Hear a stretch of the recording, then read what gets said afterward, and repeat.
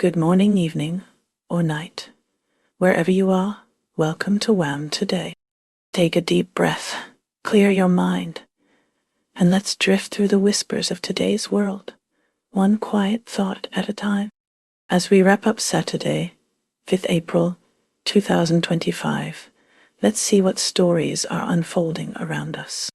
United States, under President Donald Trump's administration, has announced sweeping tariffs, imposing a 10% universal tariff on all imported foreign goods and additional reciprocal tariffs on countries accused of cheating America, potentially triggering a global trade war. These actions have drawn international criticism, with countries expressing anger, dismay, and threats of retaliation. The IMF warned that these tariffs pose a significant risk to the global economy. China vowed countermeasures, and financial markets worldwide, including Wall Street, experienced significant downturns, marking the worst crisis since the COVID-19 pandemic. Federal Reserve Chair Jerome Powell warned that the U.S. now faces a higher risk of inflation and increased unemployment due to these tariffs. Trump also unveiled particularly high tariffs on specific nations, including 34% on China, 26% on India, 20% on the European Union, and 24% on Japan. These tariffs are impacting various sectors, with Nintendo delaying Switch 2 pre-orders due to concerns, and companies installing giant batteries for renewable energy facing increased costs. Trump acknowledged it could take years for manufacturing to return to the U.S. as a result of his tariff policy. The U.S. also reduced import duties on India from 27% to 26%, starting April 9th, while announcing reciprocal tariffs for other countries. Trump extended the deadline for TikTok to be sold to a non-Chinese buyer by 75 days, citing the need for more work to ensure all necessary approvals. He also gave Iran's leaders a 2-month deadline to reach an agreement on the country's nuclear program. The administration is also facing criticism for dismantling USAID, which has impacted projects aimed at discouraging illegal immigration to the U.S., leading to reverse migration and knock-on effects for other countries. The Trump administration's efforts to downsize the federal workforce have led to concerns that laid-off federal workers may be targeted by adversaries for recruitment as spies. 16 state attorneys general filed a lawsuit against the administration over its cancellation of NIH research grants, with researchers who had millions of dollars worth of grants terminated also suing the government. The Supreme Court granted the Trump administration's plea to cut hundreds of millions of dollars in teacher training money as part of its anti-D efforts. The administration is also facing scrutiny for its handling of immigration, with a U.S. judge ordering the return of a Maryland man who was wrongly deported to El Salvador. The U.S. has approved a $558 billion fighter jet sale to the Philippines and deployed additional aircraft carriers to West Asia amid escalating conflict with Yemen's Houthi rebels and Iran. The Pentagon has spent $200 on munitions in Operation Rough Rider against the Houthi militia in just 3 weeks. Secretary of State Marco Rubio stated that the U.S. will know within weeks if Russia is serious about pursuing peace with Ukraine, while cautioning that Trump would not engage in endless negotiations with Moscow. Rubio also stated that the U.S. wants NATO members to commit to reaching up to 5% spending, including the United States, and that the U.S. can no longer supply the bulk of global humanitarian aid, calling on other nations to contribute more. There have been personnel changes within the administration, with far-right activist Laura Loomer reportedly pushing for the dismissal of NSA Chief Timothy Haw, a move protested by top congressional Democrats. Trump also acknowledged taking advice from a far-right media personality about who to fire. Elon Musk will soon leave his businesses, as decided by Trump and Musk recently, although the specific date remains unconfirmed. Responding to the U.S. tariffs, China told the U.S. that it would continue to respond to all dangerous provocative actions and resolutely safeguard national territorial sovereignty and maritime rights and interests. Beijing hit back with its own set of tariffs on all US goods. The U.S. government is banning its personnel in China from having romantic or sexual relations with Chinese citizens. Meanwhile, Russia is hoping Washington will lift massive sanctions on its economy as part of a peace settlement, including those targeting its state-owned agricultural lender. Kirill Dmitriev, the head of Russia's Sovereign Wealth Fund, and President Vladimir Putin's Special Representative for Investment and Economic Cooperation, and Steve Witkoff had a meeting, marking the first time in years that a senior Russian official had traveled to the United States for talks with an American counterpart. At a NATO press conference, Secretary of State Marco Rubio shrugged off market falls, saying, "Markets will adjust following the summit in Brussels." Rutte listed a number of projects by NATO member states, including Poland, Denmark, and the Czech Republic. Rubio was more conciliatory in tone with NATO allies, but the growing transatlantic chasm is hard to gloss over, as Ukraine's future and European security are existential questions for the alliance. Reacting to the tariffs, Rahul Gandhi stated that India's economy is going to be completely devastated by the tariffs imposed by the U.S. In Yemen, the intense campaign of airstrikes under U.S. President Donald Trump, targeting the rebels over their attacks on shipping in Mideast waters stemming from the Israel-Hamas war, has killed at least 67 people, according to casualty figures released by the Houthis. Suspected U.S. airstrikes in Yemen killed at least 6 people, Houthi rebels say. Turning to Thailand, the Thai army has filed a criminal complaint against an American scholar working in Thailand, alleging that he insulted the country's monarchy. The U.S. has already acknowledged that in El Salvador, Tilmar Abrego Garcia, a Salvadoran migrant who lived in the U.S. legally with a work permit, was deported in error. Lastly, in Costa Rica, Miller Gardner, the 14-year-old son of former New York Yankees player Brett Gardner, died last month at a resort from carbon monoxide poisoning. South Korea's Constitutional Court has unanimously upheld the National Assembly's impeachment of President Yoon Suk-yeol. This decision formally removes him from office 4 months after his declaration of martial law in December. The declaration had triggered widespread protests and a political crisis. Yoon now faces potential criminal charges for leading an insurrection and could be sentenced to life in prison if convicted. The court's ruling was delivered under high security, with over 14,000 police officers deployed. The decision has elicited mixed reactions, reflecting the deep political divisions within the country. Opponents celebrated the ruling, but there is also widespread apprehension about the future. A national election to choose Yoon's successor is scheduled within 60 days, and Lee Jae-myung is currently considered the frontrunner. The incoming president will be tasked with bridging divisions and restoring faith in democratic institutions. Newsroom Tokyo anchor Yamasawa Arena of NHK World was in Seoul to gauge public reaction after the South Korean Constitutional Court upheld the impeachment of Yoon Suk-yeol, removing him from the presidency. Shifting focus to Japan, Prime Minister Shigeru Ishiba has stressed the continued importance of bilateral cooperation with South Korea. This statement comes in the wake of the removal of South Korean President Yoon Suk-yeol. Despite worries that Yoon's ouster could reverse recent improvements in the relationship, Japan maintains that collaboration with Seoul remains a key priority.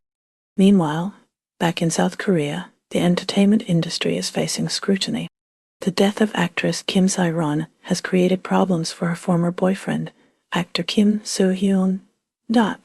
In addition, the show Under 15 is facing criticism for allegedly encouraging young children aspiring to be K-pop stars to emulate the provocative routines and styles of established artists.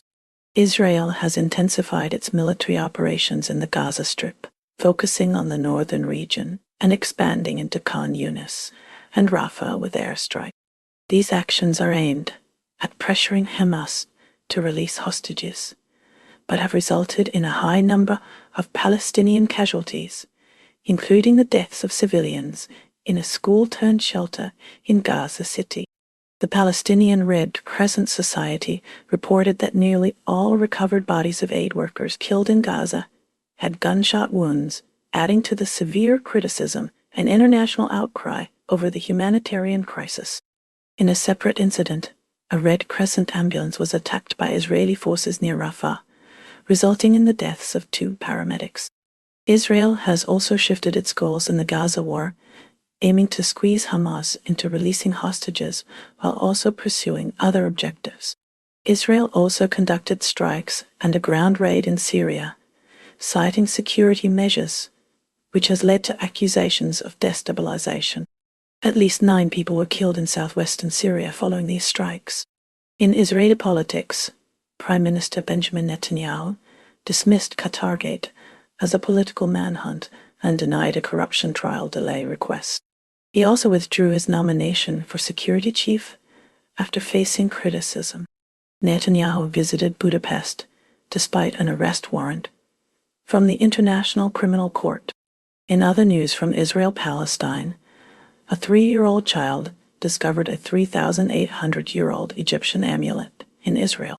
A Palestinian teenager from the West Bank died in an Israeli prison after 6 months of detention without charges, under unclear circumstances.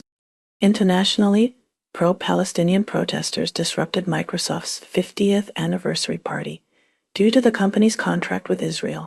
India is grappling with diverse challenges, from the arrest of an American tourist trespassing on North Sentinel Island, intending to contact the isolated Sentinelese tribe with gifts, to allegations against data consultancy services, TCs, in the UK for a redundancy program, allegedly targeting older, non-Indian employees. British Sikh activist Yakta Singh Johal remains detained despite acquittal on terrorism charges, facing a parallel case with the same allegation. On the domestic front, India is launching a major initiative to train doctors in HPV vaccine promotion to eliminate cervical cancer through combating disinformation. A new bill enhancing oversight of Muslim land trusts has raised concerns about Muslim rights, prompting legal challenges. There is growing concern over the rise in online betting apps due to potential addiction. The Commerce Ministry does not view the 26% tariff imposed by Trump as a setback. Sectors like agriculture, machinery, pharma, electrical, and chemicals may be affected.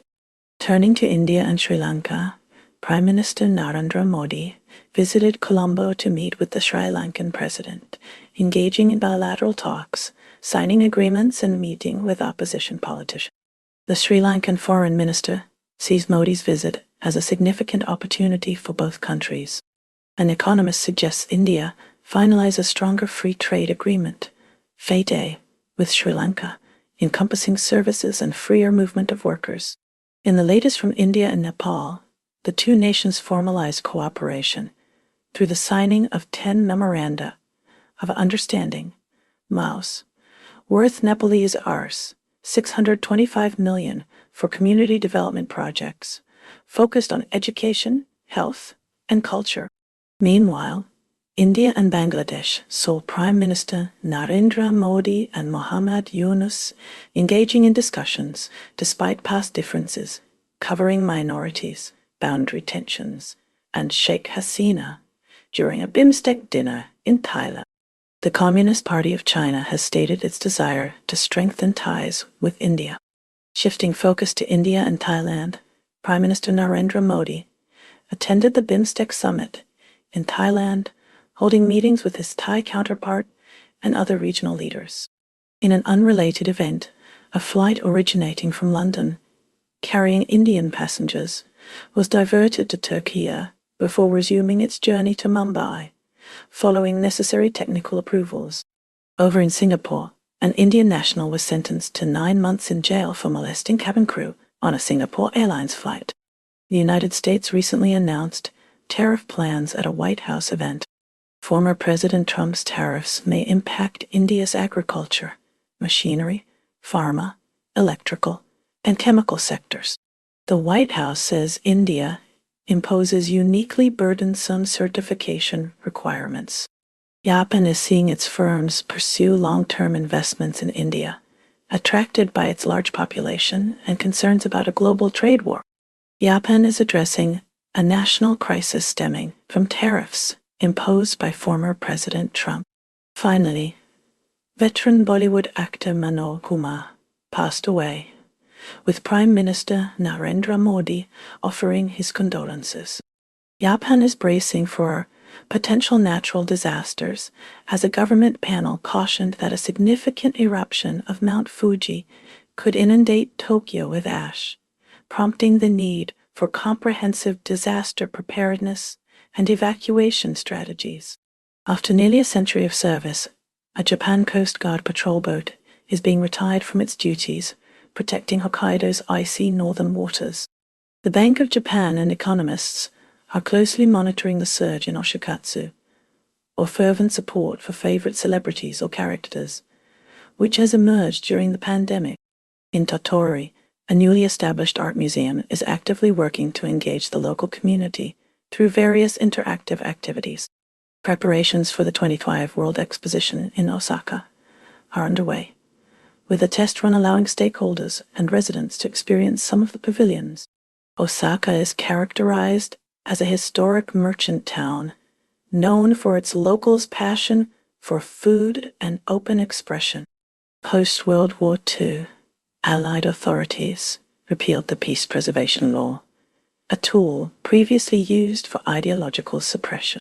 Tokyo stocks saw a decline due to anxiety surrounding Trump's tariffs, although analysts predict short-term volatility followed by longer-term optimism. In Shiga, police have arrested 3 men on suspicion of concealing a body in a freezer. Momori, a Japanese business, offers services to assist individuals in resigning from their jobs. Regarding international relations, Ishiba is coordinating a phone call with Trump to address tariff concerns and mitigate their impact on small and mid-sized companies, describing the situation as a national crisis. A former top aide to Trump suggests that a tariff compromise with Japan is probable. In Japanese politics, the LDP has gained ground against the CDP this week through its alliance with the DPP, securing votes necessary to pass legislation. Shifting to sports, Yuka Mamiki has stated that playing alongside Yui Hasegawa has been the most enjoyable experience of her career. Sources close to Yuki Tsunoda believe that Red Bull is gaining a new and improved version of him. During a chaotic second practice session for the Japanese Grand Prix, which was red-flagged 4 times, Oscar Piastri achieved the fastest time for McLaren. Australia's election sees ongoing developments, including an incident where a cameraman was injured by a football kicked by Peter Dutton. Prime Minister Anthony Albanese has pledged federal support to Queenslanders affected by recent floods. Businesses along the New South Wales-Queensland border are welcoming the end of daylight saving time, streamlining operations. Cafe owner Toby Bamford in Tweed Heads is particularly pleased to align his business hours with those of his Queensland counterparts. Albanese has also announced plans to reclaim the Chinese-controlled port of Darwin, potentially through acquisition by an Australian company or government ownership. Amidst these events, some analysts speculate that Albanese is avoiding Victorian Premier Jacinta Allen due to her low approval ratings. Albanese's confident campaign contrasts with Dutton's approach. Australia's proposed social media ban for children under 16 is garnering international attention despite implementation questions. Furthermore, the government is moving to buy back the Port of Darwin lease from Chinese firm Landbridge. Security at the Melbourne Cricket Ground is set to increase after a gun smuggling incident. Turning to the defence relationship between the United States and Australia, while it has grown stronger, concerns linger about the reliability of the alliance given former President Trump's past actions. Former President Trump imposed tariffs on several Australian islands, including a 29% tariff on Norfolk Island, population 2,000, 188, and a 10% tariff on the uninhabited Heard and McDonald Islands. Norfolk Island views the 29% tariff imposed by the United States as a win for their cause for independence from Australia. Myanmar is currently facing a severe crisis following a 7.7 magnitude earthquake that has resulted in over 3,100 fatalities and widespread devastation.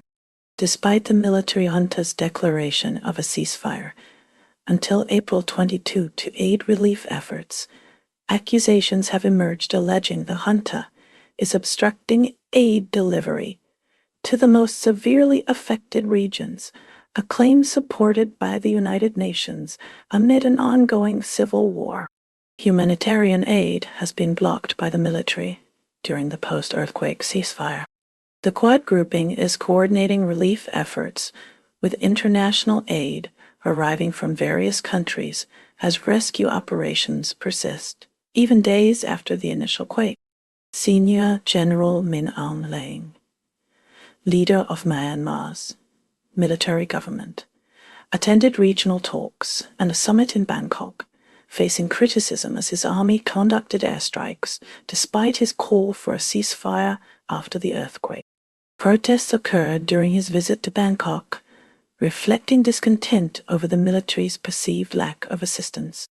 Furthermore, Myanmar has confirmed that 180,000 Rohingya individuals are eligible for repatriation, based on a list of 800,000 submitted by Bangladesh. Disinformation, including AI-generated videos and misleading images, has been circulating on social media platforms regarding the earthquake. Canada is grappling with economic strain resulting from trade disputes ignited by tariffs imposed by the United States on key Canadian exports, including steel, aluminum, and vehicles.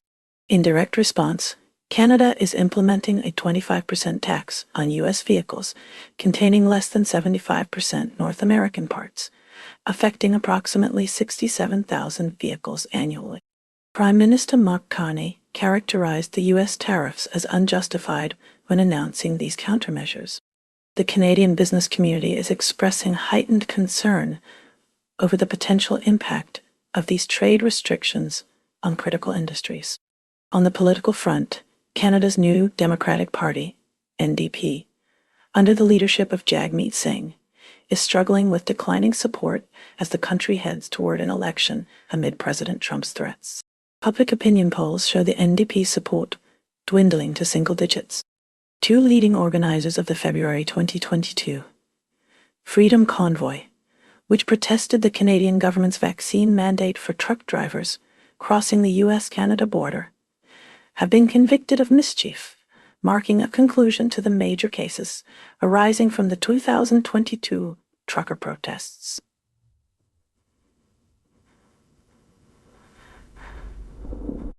Canada, alongside European nations, has expressed a willingness to increase defense spending.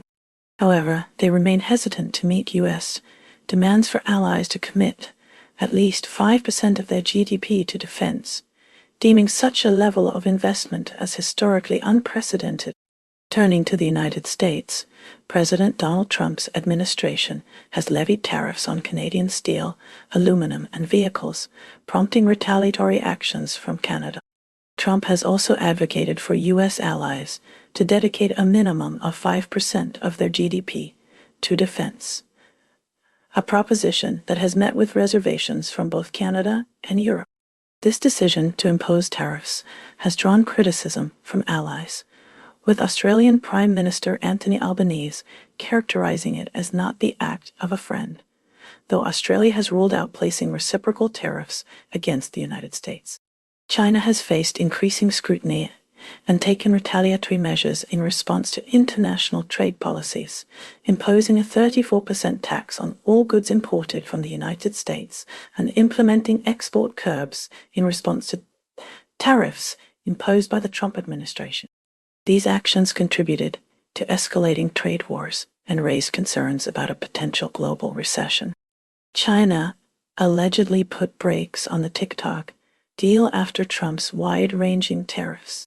To counteract these tariffs, Brewed, a Chinese electric vehicle manufacturer that surpassed Tesla in global IV sales with over $100 billion in revenue in 2024, is expanding its operations in emerging markets like Brazil with a billion-dollar factory investment. With us tariff risks looming, China is urging Vietnam and EU leaders for cooperation in the coming weeks. China is also seeking to attract Japanese tourists by promoting its historical sites, aiming to revitalize tourism, which has been slow to recover since the coronavirus crisis. Following a collapse in Bangkok caused by the Myanmar earthquake, China is urging firms to follow laws. China has completed 2-day drills near Taiwan, simulating strikes on key ports and energy sites. Beyond economics, Prince Andrew reportedly sent birthday letters directly to China's president, from an alleged Chinese spy, according to court testimony from his former senior advisor, Dominic Hampshire. Russia's ongoing military actions in Ukraine have resulted in further international condemnation and devastating consequences, as evidenced by a recent missile strike on Kryvyi Rih that killed at least 16 people, including 6 children. Ukraine alleged the strike targeted a residential area, while Moscow maintains it aimed at a meeting of Western military instructors. Elsewhere in central Ukraine, another Russian strike caused 14 deaths and 50 injuries. President Zelensky has stated that these attacks demonstrate Russia's lack of willingness to end the war. Furthermore, Ukraine has accused Russia of executing prisoners of war, providing drone footage as evidence of the alleged atrocities. Amidst the ongoing conflict, Britain and France are reportedly increasing pressure on Moscow to enter ceasefire talks with the United States. Russia, however, has indicated that it cannot accept a U.S. peace deal for Ukraine. Meanwhile, Secretary of State Marco Rubio has voiced concerns that U.S. patience regarding the war is waning. Turning to Russia-United States relations, it's been reported that back-channel talks are underway. However, the Kremlin believes that a mere exemption from reciprocal tariffs is not enough to elicit a favorable response, suggesting that more significant concessions are required. Moscow views a deal-making approach, such as that previously employed by former President Trump, as more strategically beneficial. Concerns have also been raised about the potential dangers of a Russia-first policy, with warnings against appeasing Moscow. In Austria, a Bulgarian cleaning lady named Svetanka D., residing in Vienna, has been identified as a Russian spy, underscoring ongoing international espionage activities.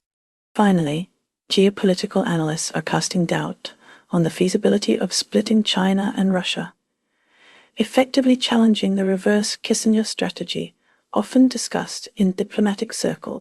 United Kingdom.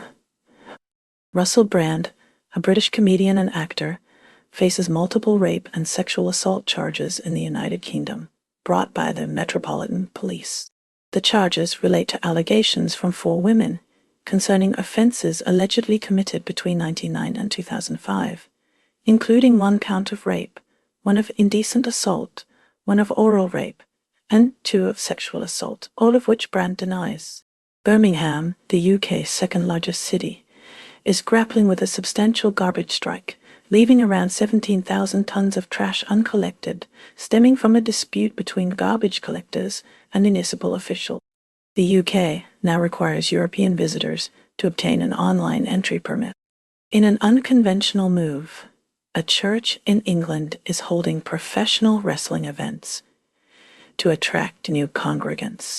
Despite Prime Minister Keir Starmer's efforts, including a state visit invitation from King Charles to President Trump, the UK will be subject to a 10% tariff. Major car manufacturers have been jointly fined nearly €600 million by the EU and UK for their participation in a car recycling cartel, an issue first brought to light by Mercedes-Benz. At NATO headquarters, British Foreign Secretary David Lammy accused Russia and Vladimir Putin of delaying ceasefire talks. Trinidad and Tobago. The Privy Council in London is preparing to issue a final ruling on a case addressing homophobic laws in Trinidad and Tobago. Although these laws were initially repealed in 2018, the Trinidadian Supreme Court later overturned this decision, reinstating the criminalization of same-sex acts following a government appeal. Or faces tough decisions regarding nuclear deterrence in a post-American era. Across Europe, the Russian opera Kovanshchina is being revived, seen as relevant to today's political climate. Italy's Prime Minister Meloni exemplifies the continuing strength of far-right political movements in Europe, despite earlier expectations of moderation. Leaders like Ursula von der Leyen are concerned about potential U.S. tariffs under a future Trump administration. The EU is planning countermeasures to safeguard European businesses if negotiations with the U.S. fail. France is urging a halt to all new U.S. investment in the event of tariff implementation. The EU is also diversifying supply chains by investing billions in Central Asia, aiming to lessen reliance on China by fostering competitive agreements, local industry growth, and sustainable mining practices. In Germany, Interior Minister Nancy Faeser is defending her migration policies, noting increased deportations and fewer asylum requests. Israeli Prime Minister Benjamin Netanyahu visited Hungary, receiving a warm welcome despite the ICC arrest warrant against him. Hungary, under the leadership of Prime Minister Viktor Orbán, is preparing to withdraw from the International Criminal Court, ICC. Orbán justified the decision by stating that the ICC has morphed into a politically motivated body. This announcement happened during a visit from Israeli Prime Minister Benjamin Netanyahu. Netanyahu, who himself is wanted by the ICC, has publicly lauded Hungary's intention to leave the court. The Gaza Strip continues to face a devastating situation with ongoing conflict and a deepening humanitarian crisis. Contradictory evidence has surfaced regarding the killing of aid workers, challenging Israel's version of events as videos show vehicles with ambulance lights under fire. An Israeli strike on a school used as a shelter in Gaza City caused numerous fatalities, prompting an investigation by the Israeli military amid its intensified offensive to pressure Hamas for hostage release. Hundreds of protesters in Beit Lahia held an anti-war rally, demanding Hamas cede control of the Gaza Strip. France is currently navigating complex issues surrounding immigration, cultural identity, and trade relations. Marine Le Pen's sentencing for inciting hatred has ignited intense debate about free speech and the boundaries of acceptable political discourse. Proposed restrictions on religious symbols, like the potential ban on Muslim headscarves in sports, are raising questions about religious freedom and secularism. Economic concerns are also mounting, with French wine producers bracing for the impact of new tariffs imposed by the United States. New Zealand's political landscape saw a parliamentary committee advising against the ACT Party's Treaty Principles Bill. This bill proposed a reinterpretation of the treaty between Maori and the British Crown. It aimed to redefine the guiding principles of the relationship between the Maori and authorities. In other news, a New Zealand Navy ship sank off Samoa due to the crew's lack of training, qualifications, and experience, according to a military court of inquiry. Turning to Kiribati, a spokesperson from the Ministry of Foreign Affairs and Trade clarified that New Zealand is not reducing its aid to the island nation. Greece is grappling with the aftermath of severe flooding on the Aegean Islands, especially Paros and Mykonos, which were hit by torrential rainfall. Roads have been restricted and ferry services disrupted due to the extensive damage caused by the flash floods. Authorities have declared a state of emergency in the affected regions and are focused on cleanup efforts.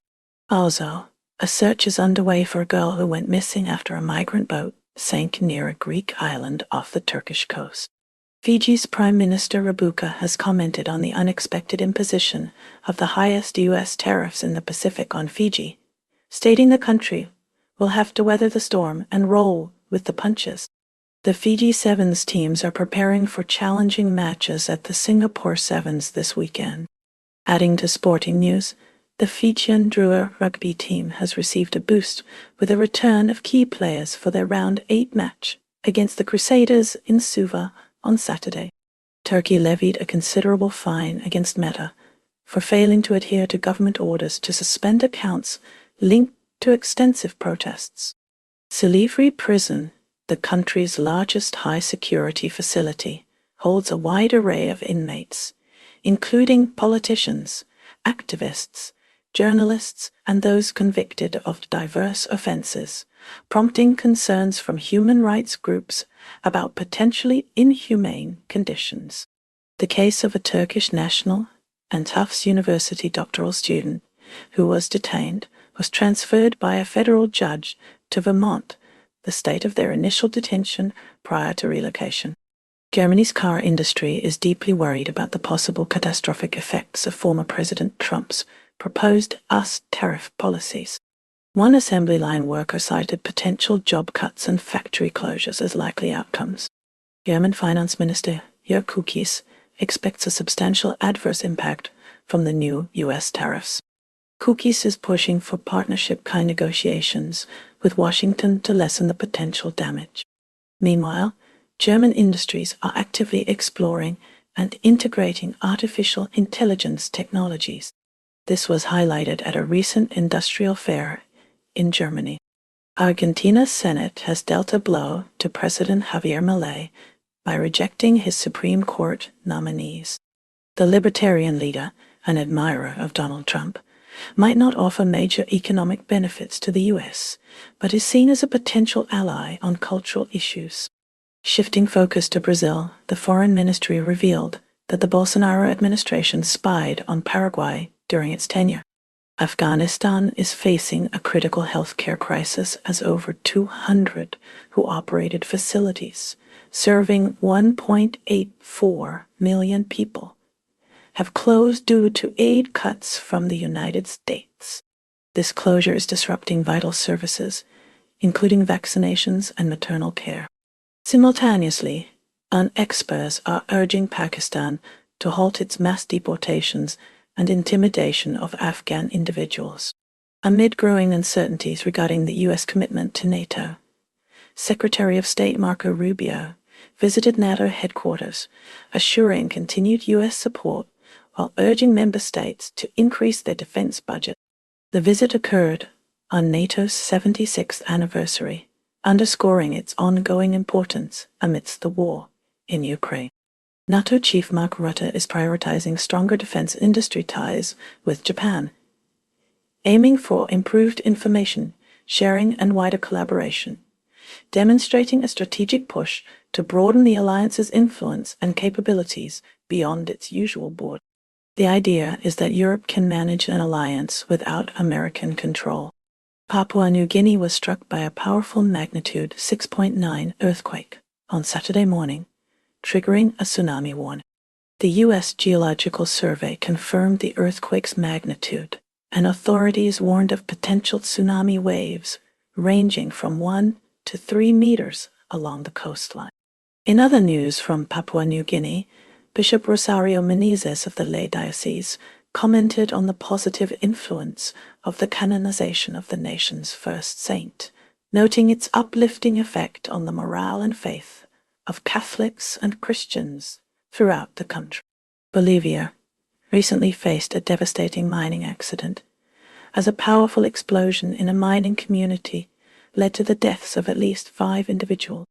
In a separate incident highlighting the ongoing tensions in the region, an explosion during a standoff between rival gold miners in northwestern Bolivia resulted in at least 5 fatalities, tragically including a pregnant woman and a 1-year-old child.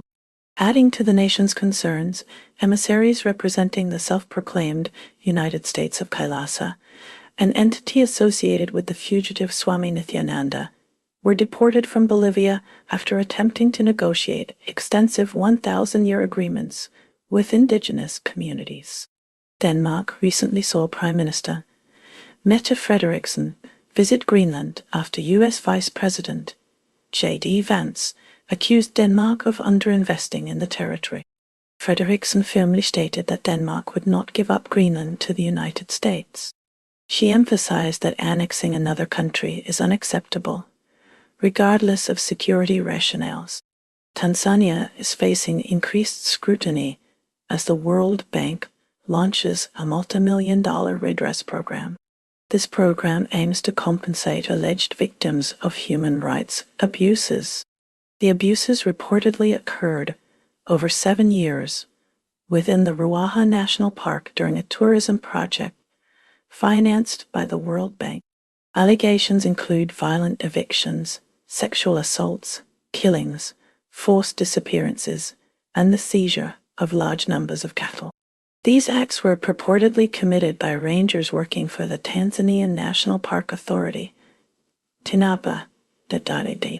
Slovakia is currently seeing widespread protests in its capital, Bratislava, over proposed legislation that many fear will negatively impact non-governmental organizations.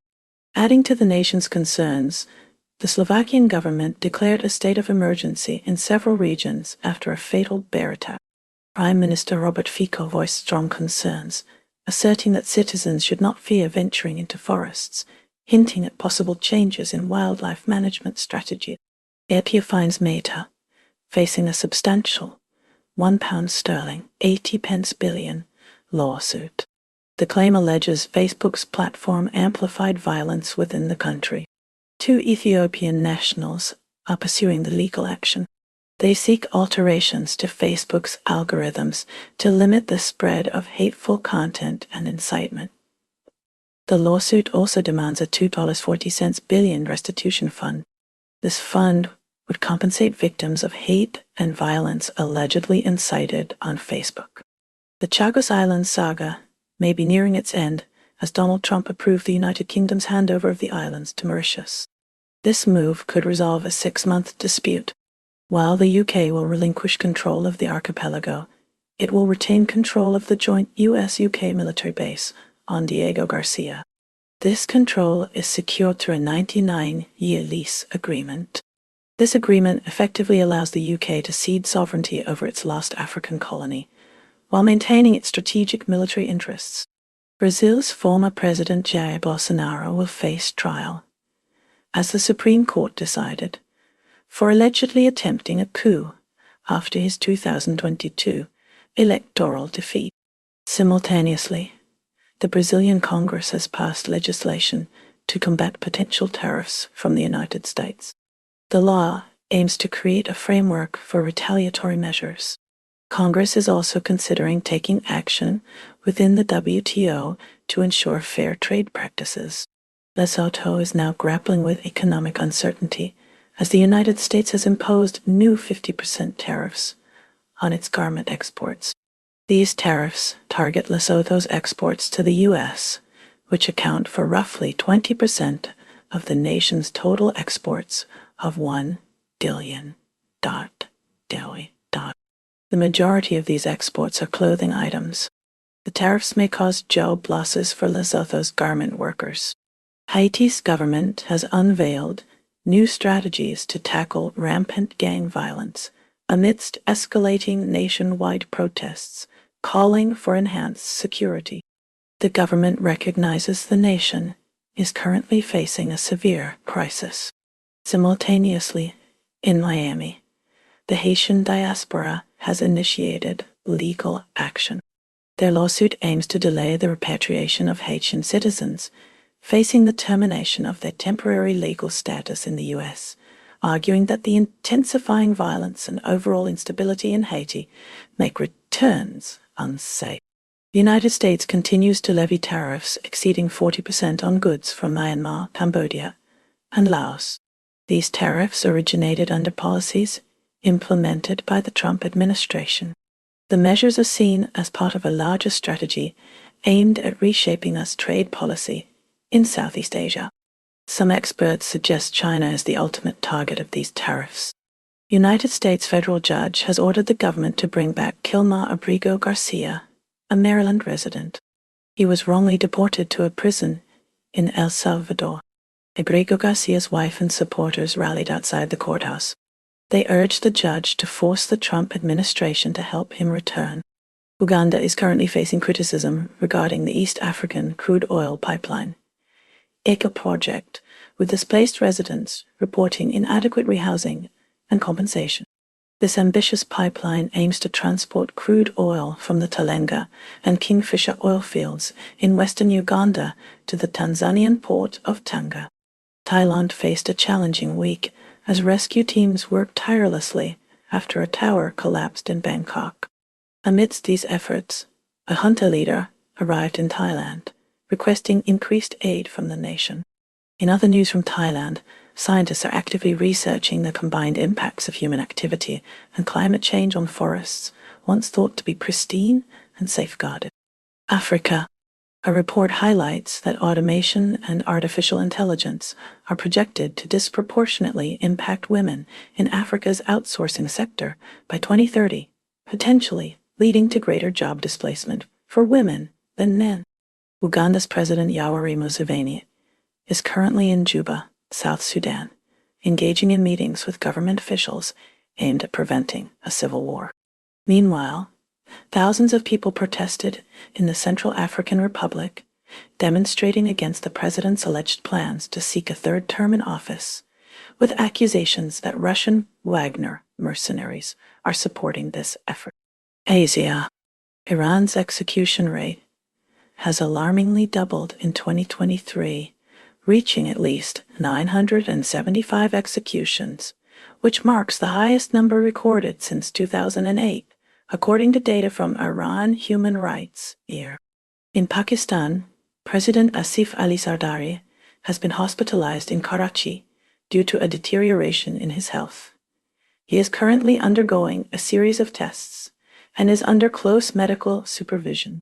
Western Nepal experienced twin earthquakes. While there were no reported casualties, the region remains on high alert. Rodrigo Duterte, the former Philippine president, is seeking a political comeback by running for mayor, despite facing potential charges of crimes against humanity. In Sri Lanka, nearly 16 years after the conclusion of the civil war, former female fighters residing in the northern provinces continue to encounter limited opportunities for advancement. The Constitutional Court in South Korea has upheld Parliament's impeachment of President Yoon Suk-yeol over his imposition of martial law last year, meaning he was not ousted. Europe is grappling with the dual challenge of providing ongoing support to Kyiv in the war in Ukraine, while simultaneously bolstering its own defense capabilities. The death toll from the North Macedonia nightclub fire has tragically climbed to 60, following the death of a burn victim who was receiving treatment in Lithuania. German Secretary of State for European Affairs, Anna Lohmann, has been declared persona non grata by Bosnian Serbs in response to German sanctions imposed against the Bosnian Serb leadership. In Serbia, the political crisis is ongoing 5 months after the canopy collapsed at the entrance to the railway station in Novi Sad. Americas. Mexico has confirmed its first human case of bird flu in a 3-year-old girl from Durango, Mexico. Shakira's empowerment message is resonating with large crowds at her sold-out shows in Mexico City. US and Lithuania officials recovered the body of a 4th US soldier who died after their vehicle sank during a military exercise in Lithuania. St. Martin, a Dutch Caribbean territory, is launching an initiative to combat brain drain by offering incentives such as cash, plane tickets, and hotel stays to attract professionals and students back home. Latin American migrants who are turned away at the U.S. border are returning home via Panama, which is creating management challenges for the country. International relations. The World Health Organization is confronting a potential global health crisis due to America's diminishing role and China's reluctance to assume leadership. The ongoing war in Gaza is posing an existential threat to Jordan. And that's a wrap for today's news, because even headlines need a nap. Stay curious, stay kind, and let the noise fade as you find your quiet. Take care, stay awesome, and I'll see you next time on WHAM Today.